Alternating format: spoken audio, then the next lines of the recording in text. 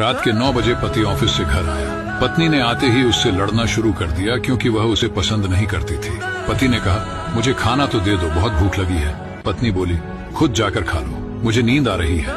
पति चुपचाप सुनता रहा और पत्नी पूरी रात उससे लड़ती रही। जब सुबह हुई तो पति ने कहा, मुझे नाश्ता तो दे दो। पत्नी ने गुस्से में कहा, मैं तुझसे तंग आ गई हूँ, भगवान करे तू मर जाए। पति कुछ नहीं बोला और चुपचाप ऑफिस चला गया।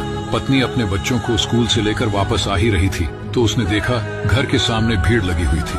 वह करीब पहुंची तो देखा उसके पति की लाश घर के सामने पड़ी हुई थी।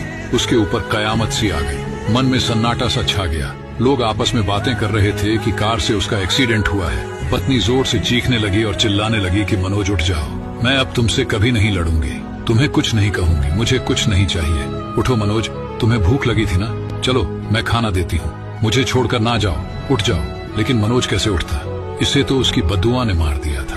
मनोज के जाने के बाद पत्नी को दुनिया के रंग नजर आने लगे, रिश्ते बदलते दिखने लगे, उसके अपने उससे मुंह मोड़ने लगे, दुनिया के लोग उसे गंदी नजरों से देखने लगे। फिर कुछ दिनों में उसे उसका घर भी छीन लिया गया। जो हिस्सा उसका बनता था ससुराल वालों ने उसे दे दिया। पति के मरने के बाद उसे एहसास हुआ कि पति जैसा भी हो, चाहे पसंद का हो या नापसंद का, लेकिन औरत के सर का ताज होता है। अगर सहमत है तो कमेंट में यस जरूर लिखें।